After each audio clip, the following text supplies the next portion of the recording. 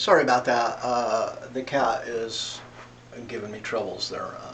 Terrence decided to knock over the lights, so I better find a better way to secure those. Fortunately, no lights broke, so that's good. So, where were we? Website and other mining. Job websites can be generic or can be built into the company. Go to OSU, any big company, and they'll have a page for employment opportunities. So organizational directories and websites could look at this. Further sources, college recruiting, we've already discussed, right? Employment agencies. Some employment agencies operate to place people in permanent positions. Other employment agencies furnish temp workers. Interestingly, temp workers often get hired on to permanent positions. It's kind of a way to demonstrate your skills, right? It's nothing to brag about, but strangely, when I got up to Northern California to Cloverdale and found out I couldn't find work at a winery, I looked for a job. I went to Kelly Light Industrial, and they sent me over to the lumber mill, and I started working at the lumber mill, and after 2 or 3 months, the lumber mill hired me as a permanent rather than a temporary employee. They're not supposed to do that, but it goes on all the time. Executive search firms, and these are folks that look for that high-level stuff. Professional associations might have some job placement service or job advertisement service. Social service agencies often have job listings that they can send people out on. And then outplacement services as well. So, how do we measure recruitment? Well, let's think in terms of this. The sufficient quantity, sufficient quality, and the cost, these are things that we have to consider. So do we get enough applicants for recruiting from this area? Are these applicants what we're looking for, and can we afford to use this process? Impact on other HR outcomes? Training. Okay, so does training need to be done? Are we recruiting pre-trained people, or are we recruiting people who need to be trained? What about retention and turnover? To what extent are we successful? Are we retaining people, or is this recruiting source yielding us people that are leaving and elevating our turnover numbers? And then advancement. And advancement is an interesting issue in this regard, because to what extent are people advancing that we recruit? To what extent do we desire this? Is that what we're looking for? You can look, not much to talk about here. This is just a table. It's from our textbook, but I've put it in here.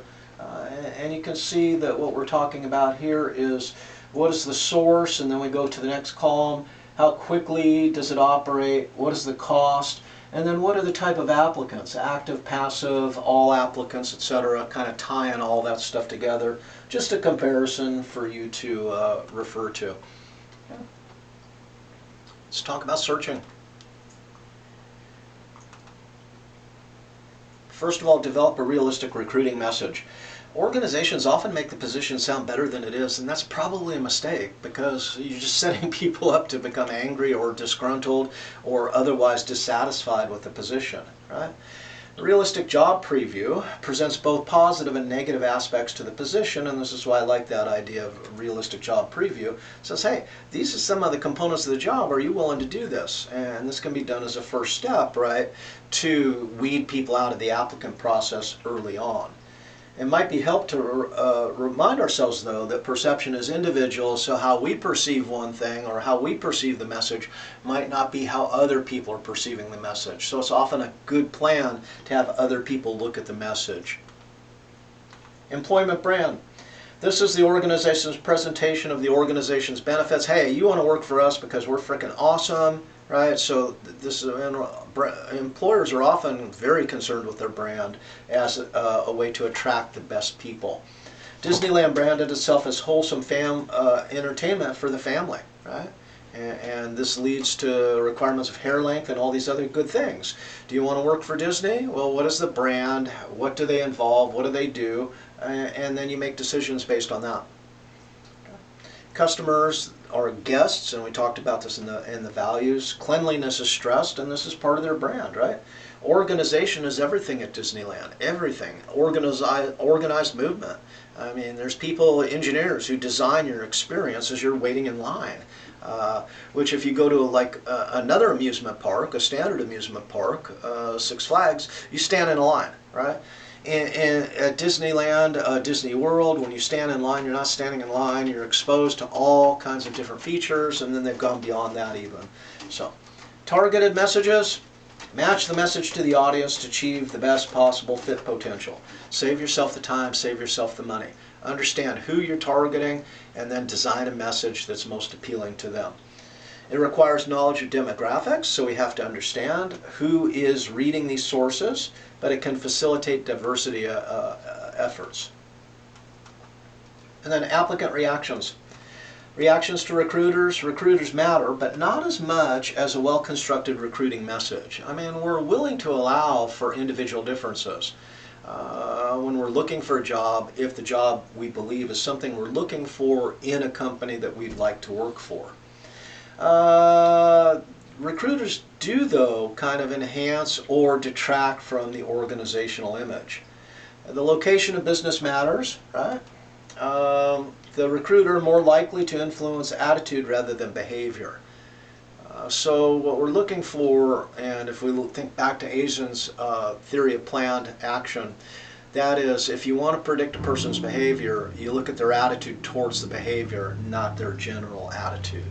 And that makes a big difference. Recruiter demographic characteristics has little impact. So who the recruiter is, male, female, African American, Hispanic, white, has little impact on the recruiter impact. Important in two areas. So what do people notice? What do they look at? They look at warmth and they look at knowledge. Notice that Susan Fisk, Shelley Taylor, and others have looked at this idea in determining what perceptions are most important, and warmth and competence are often drive stereotyping. This is very similar in concept that warmth and knowledge are what people notice. So do you know what the organization's about? Can you explain what the job is? And do you come off as engaging, warm within the aspect? The reactions to the recruiting process, well, must be perceived as fair or job related. When we're doing things that stray away from that, people are going, oh, what the hell's up with this? Delays are perceived negatively, so you got to be prompt, you got to get back to people when you say you will. Expenditures do not guarantee a favorable impression. It's not the money spent, it's many other things like the branding and, as we discussed, the exhibition of warmth and competence. Reaction of recruiters more powerful in the beginning. That is the initial, hey, how are you doing? Glad you're interested. But what the person really wants to know is about the position, about the job itself. So, reaction to website is becoming more important, and web designers becoming all critical in this regard. So, 3 types of fairness. Let's talk about these 3 types of fairness. This is out of an organizational psychology context. Might have heard about this in your social psychology class as well. When we think in terms of fairness or justice, there are 3 different kind of domains of justice. Distributive is the perceived fairness of the outcome. Now, in terms of rewards, hey, did we get paid equal to the effort we put in, as one form of distributive justice. In this case, did I get the job or not within our context? Now, the procedural justice is about, hey, did they operate a process that I believe to be fair, right? So this could be hiring decisions, but it could also be promotion decisions. So did we respect applicants' privacy? Did we avoid delays? Did we use job-related assessments rather than bullshit personality assessments, right? Did we give a fair opportunity for people to perform so that when they leave the process, but before they've been hired, they say, well, that seemed suitable, that seemed appropriate to what I'm doing. Now, the interactional is the fairness of the interpersonal treatment and amount of information received during the process. So this is where transparency really equates to interactional fairness. That is, do I believe that I was treated well? So the interactional fairness. And we have to pay attention to all 3 of these components. Did we make the decision using a process that was fair, right? Did we use procedures to determine who should get hired that are perceived as fair, useful, appropriate to the position? And did we communicate with people? And the interaction is almost always tied to communication somehow. Okay. Fancy term here, spillover effects. Indirect or unintended consequences of an action. Right? So most job candidates don't get the job, let's face it. We might recruit, 100 people, we might have 100 applicants, and then we intended to hire 5. That means 95, the vast majority, didn't get the job. How do they feel about the process? If they're forced to wait extended periods for pre-scheduled interviews, and they met people who are unprepared, or distracted interviewers who don't even seem like they want to be there, were they not made to feel important in this respect? Were they not welcomed?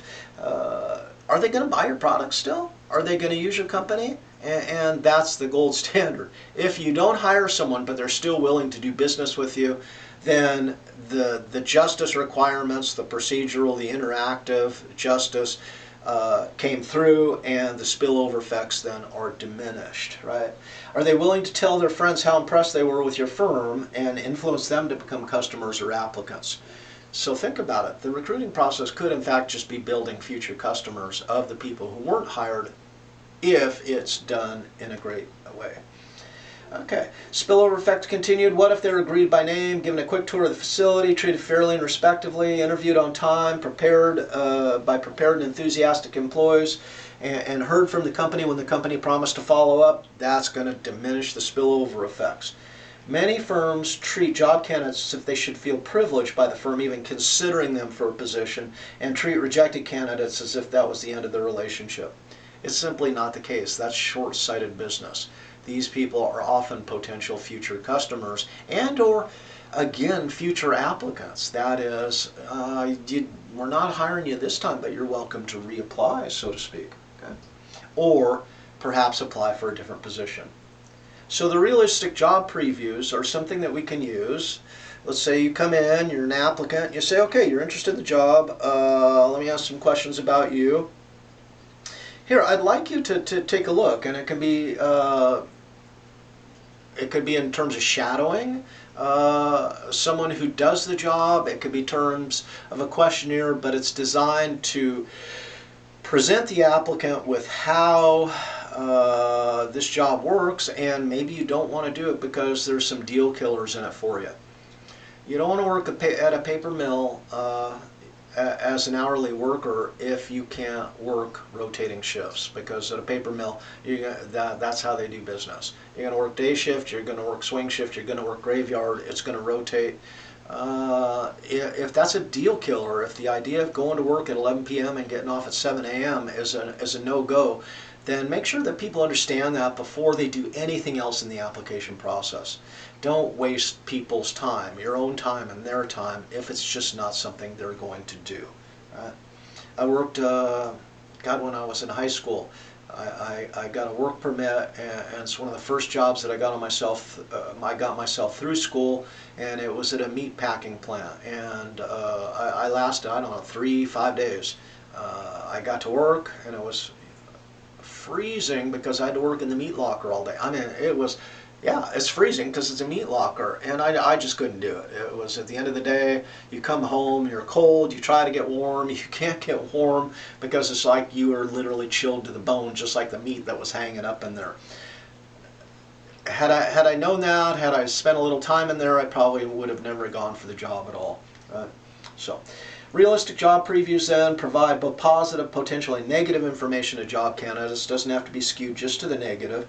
Rather than try to sell the job in the company by presenting it in the most positive light, we want to be, as it's titled, realistic job preview, to present an honest, accurate picture of what's done and how it's done. The goal might not be to deter candidates by focusing on factors that are perceived negatively, but to provide objective information so candidates can self-assess their fit and perhaps self-select out of the application process. Again, applicants are going to feel this is fair. Wow, this really wasn't for me, and thank you so much for not wasting my time by letting me know what this entails. So self-assessment tools, perceived good fit within the company culture. Improve a job seeker's attraction to the organization. Bad fits, self-select out. You know that term, self-selection. Self-assessment should be anonymous, not used for the selection process. This is prior to the selection process. It has nothing to do with the hiring criteria itself.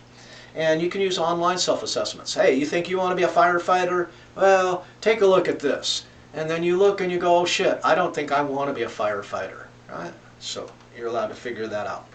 And that's the end of this one. So it came to you in 2 parts. I'm going to continue to do this, and we'll just keep posting them, and hopefully this will be of some utility to you. So I hope you all have a good day, and I hope you all staying healthy and that your families are healthy as well.